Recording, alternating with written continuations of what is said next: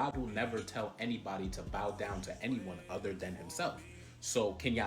Alhamdulillahi Rabbil Alameen. This Christian man asked us Muslims a question about the command of Allah to the angels to prostrate to Adam. Peace and blessings be upon him. Before I answer the question, I would like to correct a mistake that he made, or at least it is a mistake from the Islamic perspective, from the Islamic doctrine, which is that he said that Satan was an angel of fire. This is not what we believe in. Satan is not an angel. He was not an angel. He is not an angel. Satan is from a race called Jinn, the genie race. We believe that there are three predominant races that God informed us of. The first being the angel race, the race of angels. The second being the race of genies, where there's some people call them spirits, etc., but we call them genies. And the third being the race of the Adamic race, or the children of Adam, human being, which we call human beings. Satan, he was a genie, and genies are made of smokeless fire. That's what God said. So I guess this is what you meant, and you made a mistake. But he's not an angel of fire. He is just like how we are creatures. Our father Adam was made from clay. Genies are made from smokeless fire. Alhamdulillahi Rabbil Alameen. Alhamdulillah. Now let us proceed to your question. Now, regarding the prostration of the angels towards Adam, this was a prostration of respect and honor and rank and nobility, not that of worship. Not that of worship.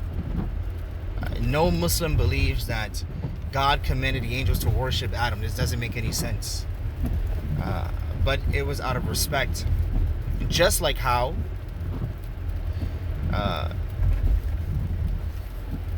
Prophet Joseph, he had a dream that the sun and the moon and 11 stars prostrated to him, right? And Jacob said that the dream meant that Jacob's mother and father and his 11 brothers would prostrate to him out of respect, because he was basically the king of Egypt. He wasn't the king, but you can kind of say he was near that level, right? He had a high status in Egypt, high ranking in Egypt. So it's the same thing. It was out of respect and honor. If you say that, if you disagree with me and say no, if you're stubborn and you say no, God commanded the angels to worship, and that doesn't even make sense. But God commanded the angels to worship Adam, then you're also saying that you must be consistent and say that God gave Prophet Joseph a dream that his father and his mother and his brothers would worship him. And you wouldn't say this. Alhamdulillah. May Allah guide us and give us good understanding, but this is the correct understanding, that it was prostration out of ranking and out of respect, out of rank and respect, and not of worship. Walhamdulillahi Rabbil Alameen. By the way, if you want to follow up by asking a question, well, is it permissible? Is it allowable? Is it okay for us to prostrate out of respect for people today, in this day and age? Then we would say no, because Prophet Muhammad came and abrogated that.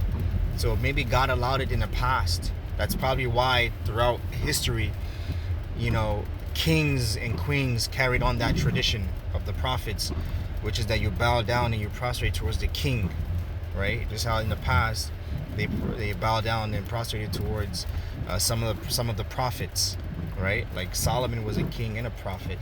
David was a king and a prophet.